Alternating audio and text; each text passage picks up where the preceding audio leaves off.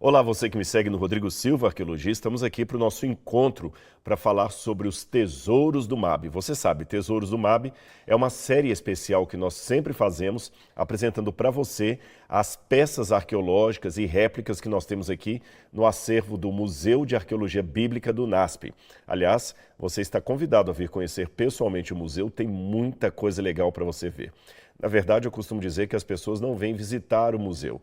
Elas vêm aqui para ter uma experiência arqueológica, uma experiência museológica, uma experiência com a história viva da Palavra de Deus. É como se você tocasse na história que está distante de nós há milhares de anos. E hoje eu quero falar um pouquinho sobre esse artefato aqui. O museu, como eu já falei em outras oportunidades, tem 80% do seu acervo constituído de peças originais e 20% apenas são réplicas.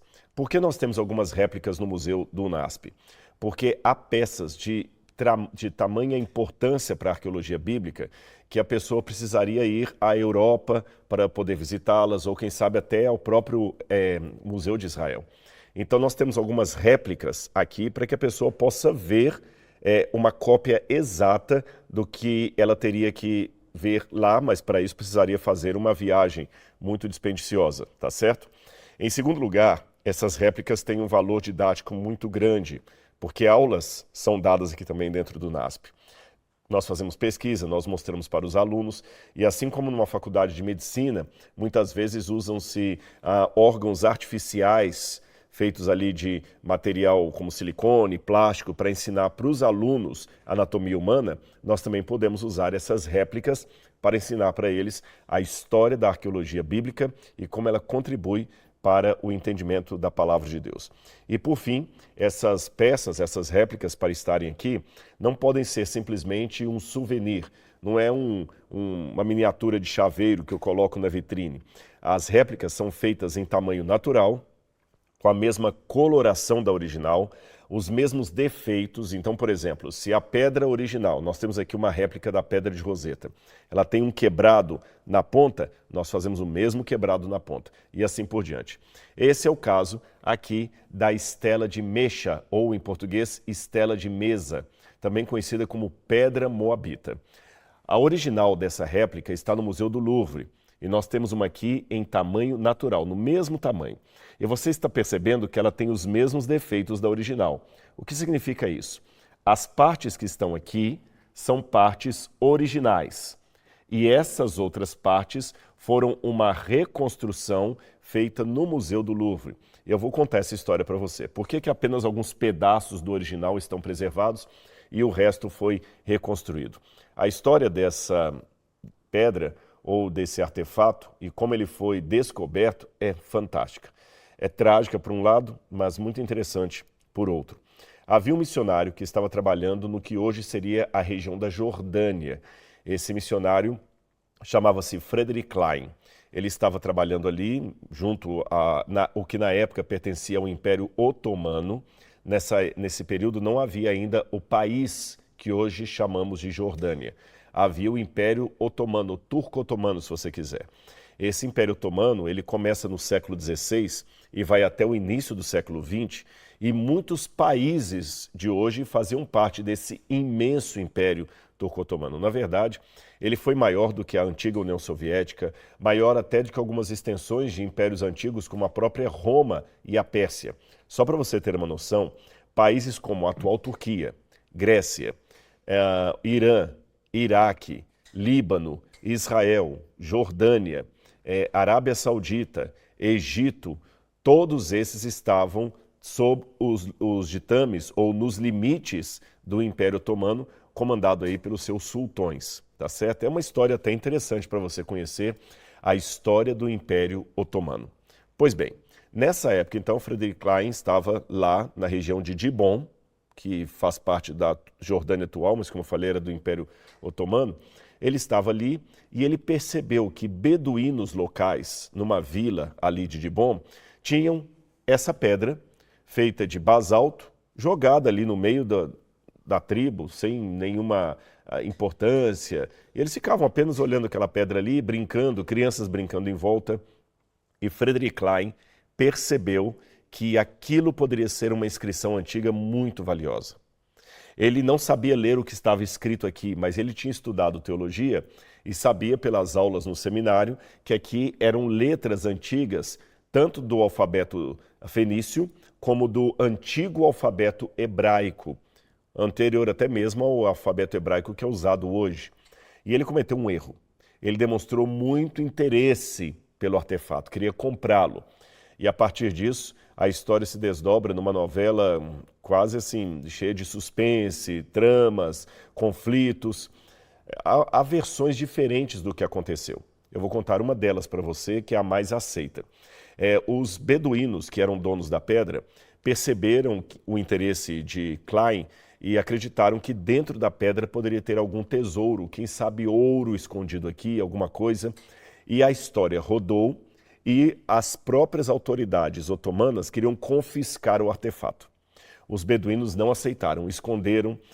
Houve um homem chamado Ganot, Charles Ganot, um francês arqueólogo, que estava na capital da província. Ele não estava em Dibon, mas ele mandou alguém de sua confiança até lá para tentar fazer um decalque da pedra.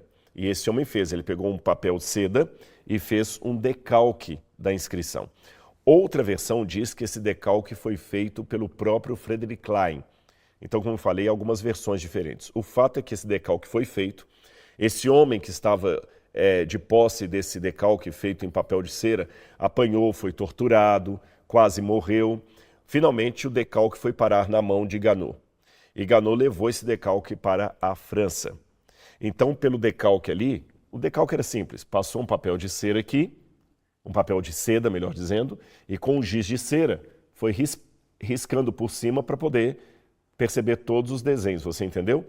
Ok, acabou que aqueles beduínos que eram os proprietários da pedra, para não entregá-la ao exército otomano, ou quem sabe, na curiosidade de verificar se havia ouro dentro dela, começaram a deitar a pedra numa fogueira e quando ela estava bem quente, eles jogavam água fria. Depois pegavam marreta e começavam a bater nela. Até que finalmente a pedra trincou e quebrou em vários pedaços e não havia ouro nenhum lá. Finalmente, Frederick Klein e Ganot recuperaram apenas alguns pedaços dela, como você pode ver, e esses pedaços foram levados para o Museu do Louvre, em Paris. Uma vez no Museu do Louvre, em Paris, eles conseguiram reconstituir o restante da pedra a partir daquele decalque em papel de cera que havia sido feito. Então eles pegaram um decalque, sabiam o formato e complementaram a inscrição a partir do que estava no decalque. Essa inscrição é muito importante porque ela conta uma versão moabita de uma batalha contra Israel. Então, a partir disso, essa pedra ou estela monumental recebeu dois nomes: pedra moabita ou estela de Mesa. Mesa é o nome do rei de Moabe. Quando eu digo estela aqui, eu vou explicar que talvez nem todos conheçam o significado dessa palavra. Estela é uma pedra comemorativa, uma pedra legal que era erguida como monumento à porta de um reino, por exemplo, nas adjacências de um palácio, numa praça principal, no portão de entrada da cidade. Por exemplo, o famoso Código de Hammurabi é uma estela. Então, estelas eram pedras comemorativas ou pedras legais que eram erguidas e onde você poderia ler ou as leis da cidade ou alguma vitória do rei. Sabe hoje quando um político, um governador, por exemplo, constrói uma ponte ou manda reformar um aeroporto ou qualquer coisa assim e coloca um cartaz de todo tamanho, uma placa, né? Essa obra foi construída pelo governo de fulano de tal, no ano tal. Eles faziam a mesma coisa no passado, ou seja, a política não era algo novo. Pois bem, essa pedra aqui, ela ajudou a arqueologia em muitas coisas. Em primeiro lugar, a conhecer a língua moabita. Quem eram os moabitas? Os moabitas eram descendentes de Ló. Quando Ló fugiu de Sodoma com suas duas filhas, ele acabou tendo uma relação sexual com suas filhas e desse incesto saíram os Moabitas. Moab foi o seu primeiro filho, Moab, ou Moabe, como dizem em português. Ele foi o ancestral dos Moabitas. E esses eram inimigos proverbiais de Israel. Aliás, uma história muito interessante na Bíblia é a história de Ruth, que se torna inclusive ancestral do rei Davi, e ela era de Moabe. Quando teve uma fome, Ruth vem de Moabe, juntamente com a sua sogra, e Ruth acaba se convertendo ao Deus de Israel e se torna, portanto, aquela que é ancestral do rei Davi e, por tabela, de Jesus de Nazaré. Ruth veio de Moabe. Então aqui nós temos a ideia de como era o idioma que Ruth originalmente falava. Qual era o idioma de Moabe? Outra coisa interessante que essa pedra nos ajuda a compreender era como seria a escrita daquela época. Eles tinham uma escrita, uma variação do alfabeto fenício e também do alfabeto usado pelos hebreus, pelos israelitas. Então a gente tem uma noção do desenvolvimento do alfabeto também. Outra coisa que essa pedra ajuda é a fazer uma equiparação linguística entre o hebraico e o moabita. E mesmo que eu não saiba nada de moabita, eu consigo ler várias palavras aqui porque são as mesmas palavras do hebraico. Seria mais ou menos como alguém que não sabe nada de espanhol, mas fala bem o português, ele consegue ler razoavelmente bem o espanhol. Seria mais ou menos assim.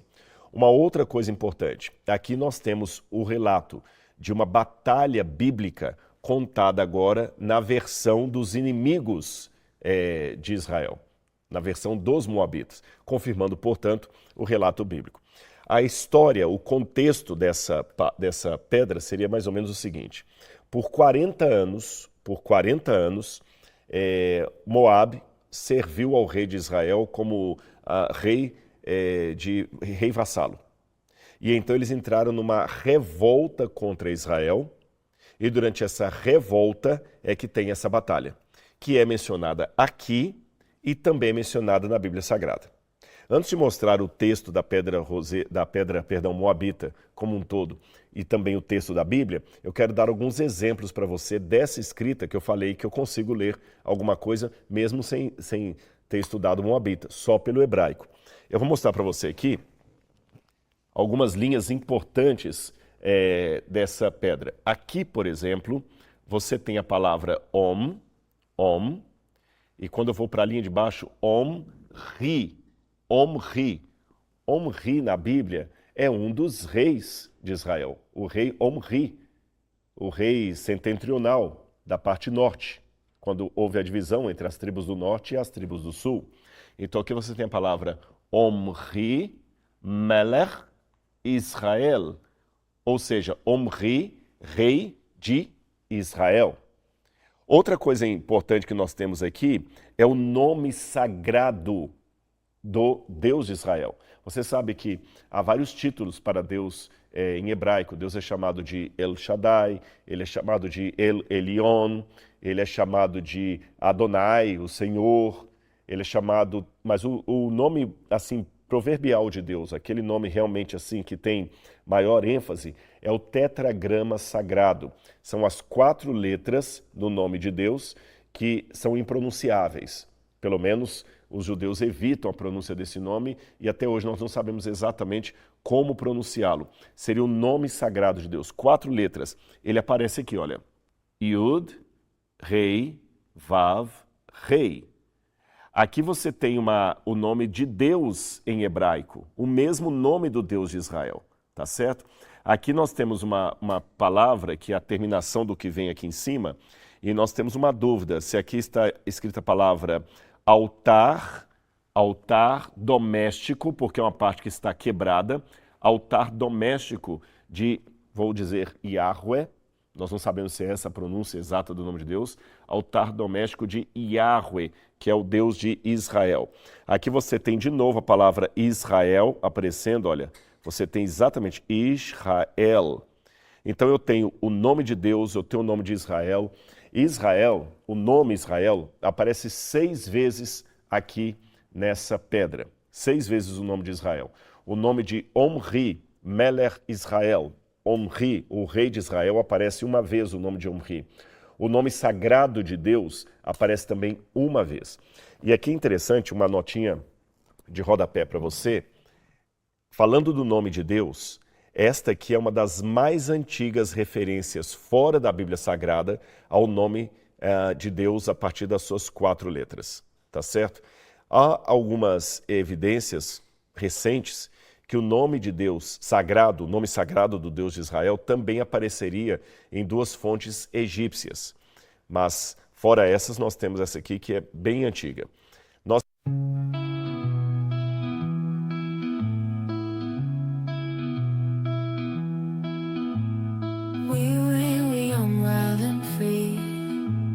Chasing dreams by the sea, echoes of a distant melody.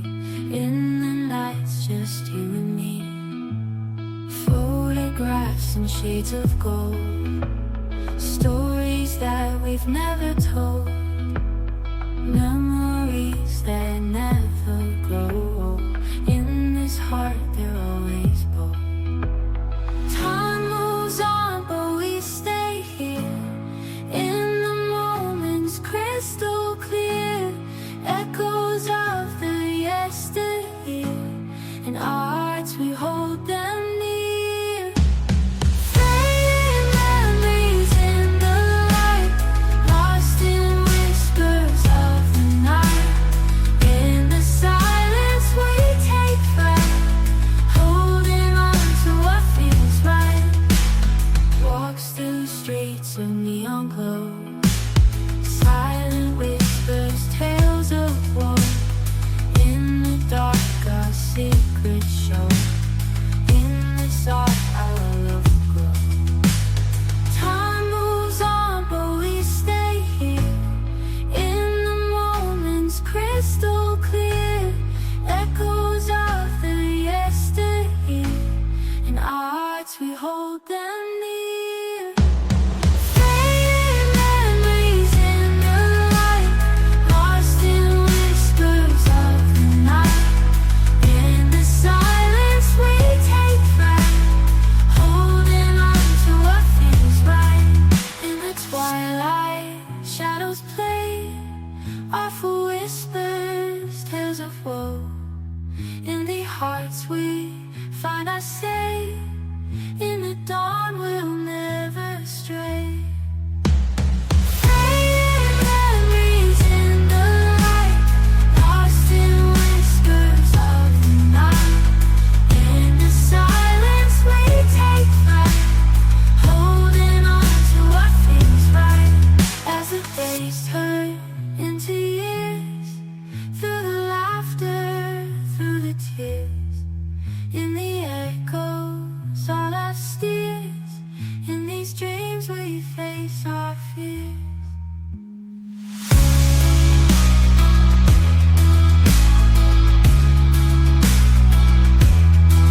As the days turn into years, through the laughter, through the tears, in the echoes all our steers. In these dreams we face our fears.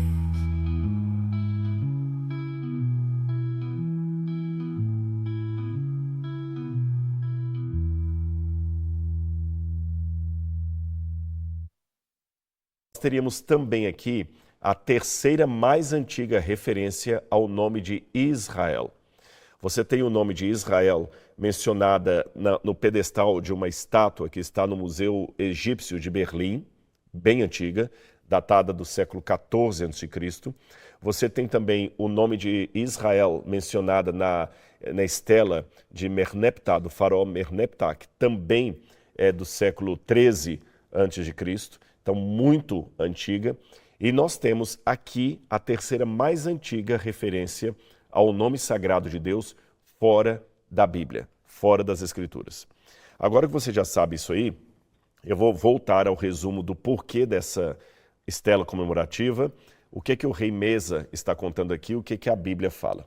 Bom, a Bíblia diz que Mesa, rei de Moabe, havia sido rei vassalo de Israel por muitos anos, cerca de 40 anos, até que ele procurou se rebelar contra Israel. Olha o que diz aqui.